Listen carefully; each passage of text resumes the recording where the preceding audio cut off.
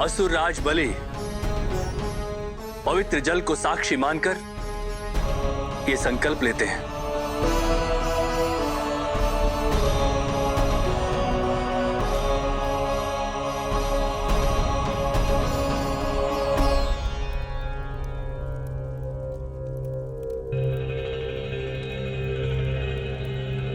कि जल को क्या हुआ है?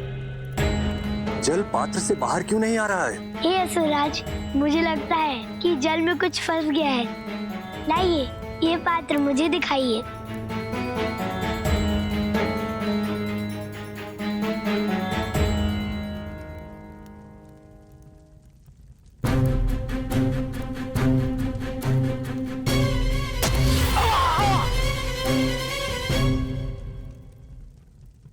लीजिए राजन, अब जल अवरुद्ध नहीं होगा।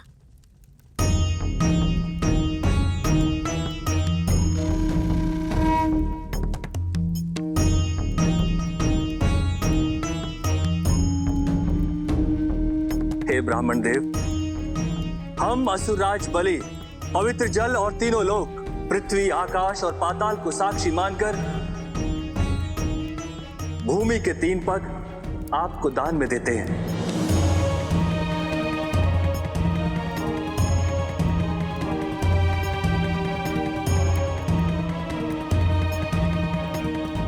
बावन, तुमने अपने छल से मेरे एक नेत्र को नष्ट कर दिया। मेरा वही नेत्र तुमसे प्रतिशोध लेगा। मैं तुम्हें श्राप देता हूं। मेरा यही नेत्र तुम्हारे मृत्यु का कारण बनेगा। अर्थात गुरु शुक्राचार्य का नेत्र बनेगा इस वामन अवतार के अंत का कारण। हाँ पुत्र, इसीलिए तुम्हें सर्वप्रथम शुक्राचार्य का वो नेत्र ढूंढना होगा। तभी फलित होगा शुक्राचार्य का वो श्राप और तभी अंत होगा विष्णु के इस वामन अवतार का।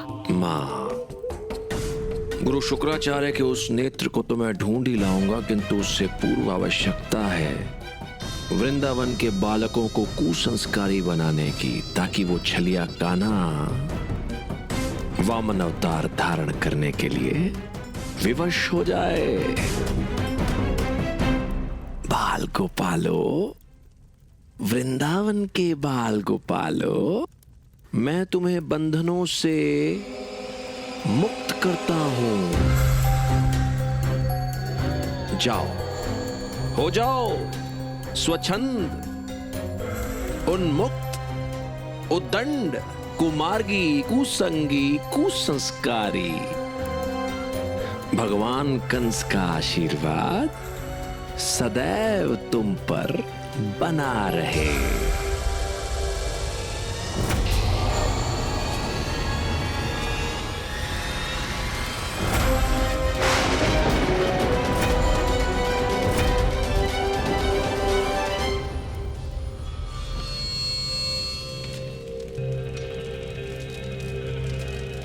ये रही ज्ञान की पोथियां, इसी से ही हमारे माता पिता देते हमें संस्कार।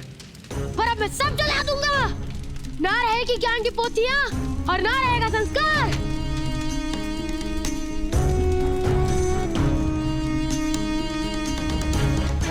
डबरू, बिल्कुल ठीक किया तुमने। ये देखो, मैं भी अपने घर से वस्त्र लेके आया हूँ। अब से कोई ज्ञान और संस्कार की बात नहीं करेगा। सखाओ, बिल्कुल ठीक कह रहे तुम। बड़ों को ऐसे उत्तर देना चाहिए। तुम बेटा ये क्या कर दिया? सारे वस्त्र जला दिए, अब हम क्या पहनेंगे? मौसी, मैंने आपका श्रम बचा दिया। ना ही रहेंगे कपड़े और ना ही आपको उन्हें धोने का कार्य करना पड़ेगा। पुत्र, ये क्या अनर्थ कर दिया? कितनी पीढ़ियों से ये पोथियां हमारे पास थी, पर तुमने उन्हें जला दिया। अच्छा हुआ ना बाबा, इतनी पीढ़ियों से आपने हम बच्चों को संस्कार बांध रखा था। अब हम आजाद हो चुके हैं।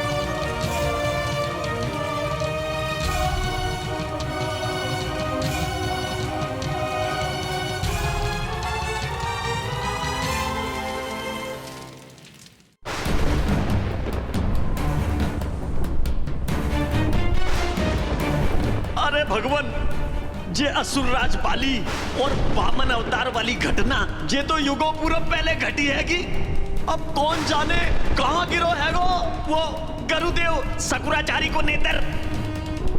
हम पूरे संसार में कहां ढूंढते फिरेंगे। गुरु शुक्राचार्य का वो नेत्र अवश्य किसी नकारात्मक स्थान पर गिरा होगा। उस नेत्र को भगवान कंस नहीं, भगवान कंस को वो नेत्र स्वयं ढूंढ लेगा, क्योंकि उस विष्णु से प्रतिशोध केवल मुझे नहीं, उस नेत्र को भी लेना है। समझ गए भगवान, समझ गए। यानी कि वो नेत्र स्वयं हमारा मार्गदर्शन करेगा। मक्खन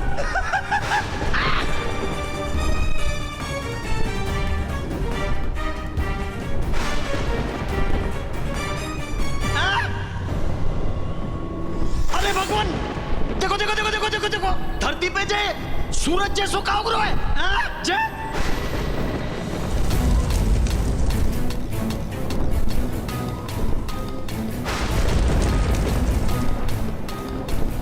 कंस, शुक्राचार्य ने जब उस नेत्र का त्याग किया था, तब से वो नेत्र प्रतिशोध की अग्नि में जल रहा है। इसीलिए उस नेत्र में सूर्य के समान प्रकाश है। बस भेद इतना ही है कि सूर्य का प्रकाश जीवन देता है और उस नेत्र की अग्नि मृत्यु। ये अग्नि उसी नेत्र की तो नहीं है। नेत्र जैसा लग रहा है और नेत्र झपक भी रहा है। माता धनु की हर बात सत्य होते दिख रही है। ये वही नेत्र है जिसकी हमें आवश्यकता है। कागासुर,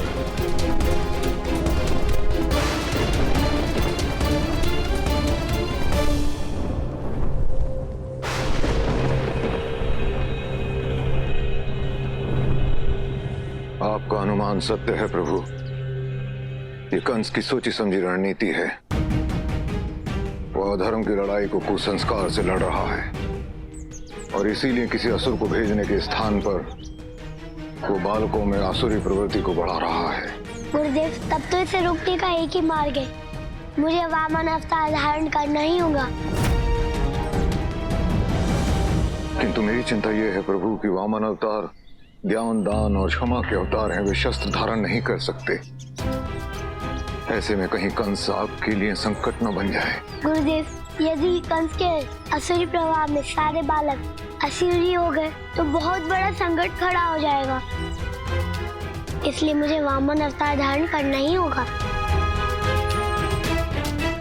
मेरी समझ में नहीं आ रहा नियति चाहती क्या है, क्योंकि कंस ने चाल ही ऐसी चली है जिसमें दोनों ओर से धर्म की ही पराजय हो। निर्णय हो गया सखाओ। अब हम सब अपने इच्छा अनुसार जीवन जिएंगे। जो मन में आएगा वो हम करेंगे।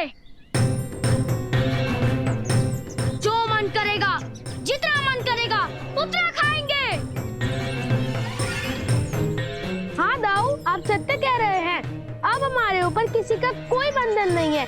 हम जो चाहे वो खेल खेलेंगे। ना ही हमारी सुबह होगी और ना ही संध्या और ना ही रात्रि में घर लौटने की हड़बड़ी।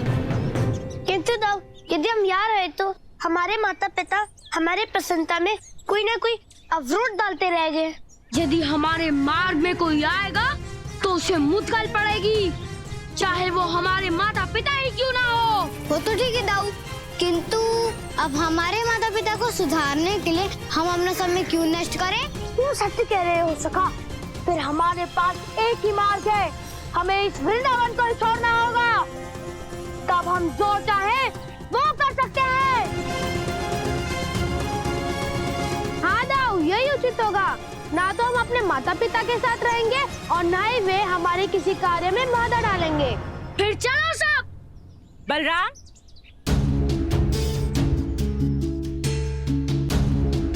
बलराम, ये क्या हो गया है तुम सबको? कहाँ जाने की बात कर रहे हो तुम सब? हम आपको क्यों बताएगा कि हमारा जहाँ मन होगा हम वहाँ जाएंगे।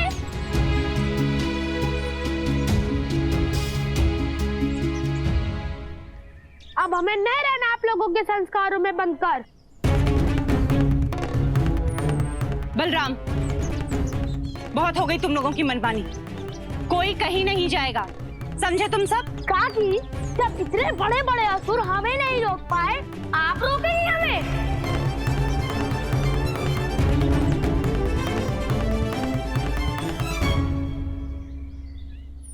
बलराम पुत्र, घर के बाहर अनेकों भय होते हैं और वहां बालक सुरक्षित नहीं रह सकते। तुम सब जो भी चाहते हो वो हम माता पिता करेंगे, किंतु वृंदावन छोड़कर मत जाओ। काकी, आप लोगों ने इतने वर्षों तक हमारा ध्यान रखा है, तो हमें आपकी ये विनती तो माननी ही पड़ेगी। किंतु हमारी भी एक शर्त है। गुरुदेव, समस्या चाहे कुछ भी हो, किंतु उसका समाधान तो निकालना ही होता है ना। अब इससे पहले कि देर हो जाए, मुझे कंस के सधर्म को रोकना ही होगा, चाहे मुझे इसके लिए अपना जीवन ही क्यों ना देना पड़े। अब आज्ञा दीजिए गुरुदेव।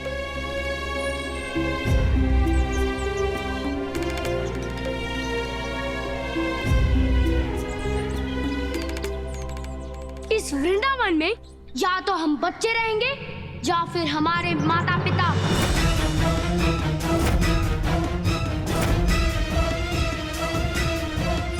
और यदि आप चाहते हैं कि हम बच्चे इस वृंदावन में रहें, तो आप लोगों को अपना ठिकाना कहीं और ढूंढना होगा।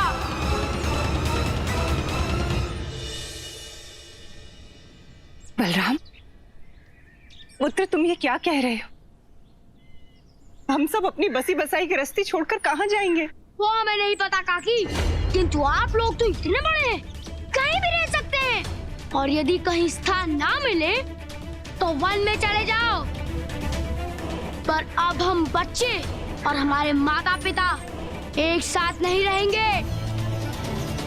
बलराम बेटा, आप क्या बोल रहे हैं? और यदि आप लोगों को वन में जाने में इतना कष्ट हो रहा है, तो हम लोग चले जाते हैं वन में।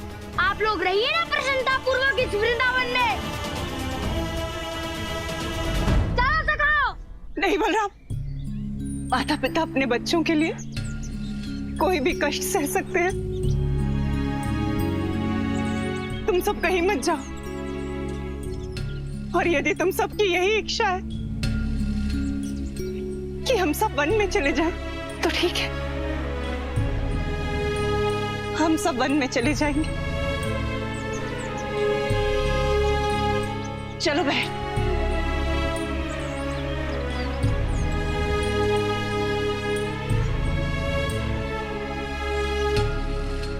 वृंदावन वासियों,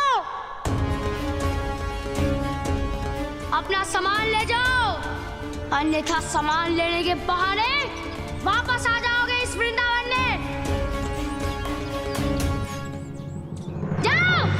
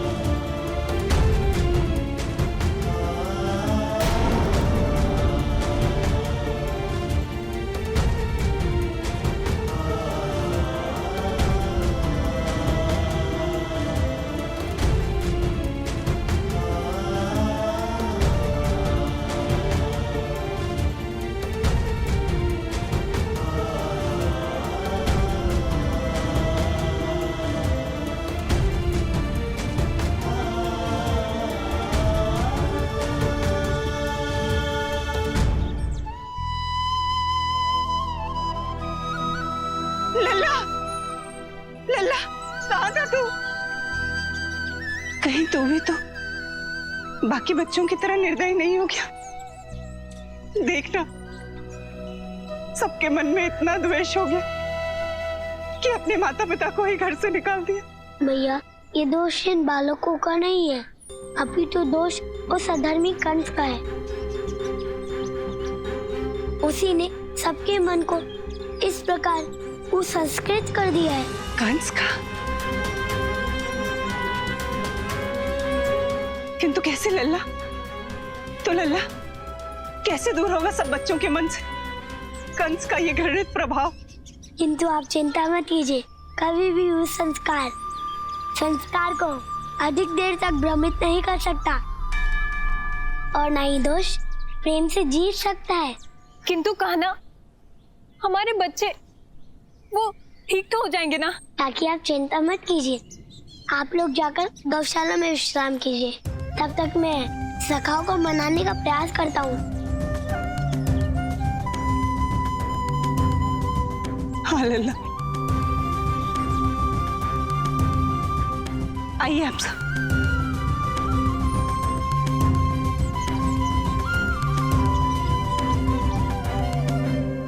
चाहे कुछ भी हो जाए, मैं कंस के इस अधर्म को सफल नहीं होने दूंगा।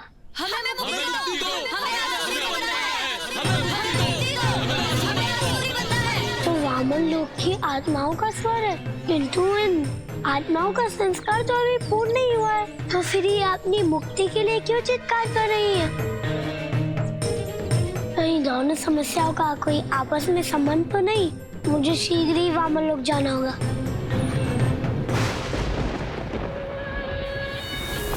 भगवान, इतनी बड़ी आंख, इतने बड़े तो गुरु शुक्राचार्य भी नहीं है। यह असुर नेत्र है भद्राक्ष, युगों पहले यहाँ गिरी होगी। असुरी शक्तियां समय के साथ साथ और शक्तिशाली होती जाती हैं।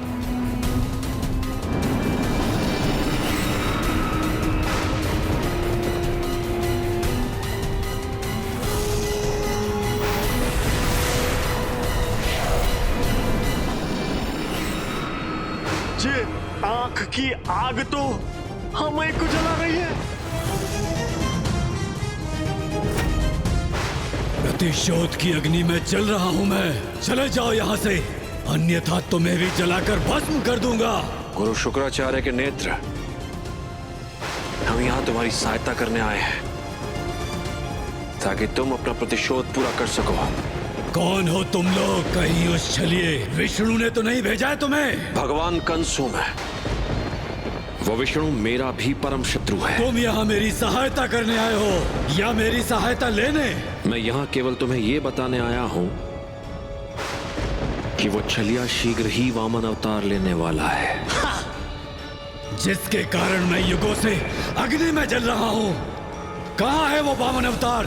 कब धारण करेंगे वो वामन अवतार? उसके लिए तुम्हें कंस धाम आना होगा ताकि उसके वामन अवतार लेते ही तुम उसका अंत कर सको। उस वामन अवतार का अंत करने के लिए मैं कहीं भी जा सकता हूँ।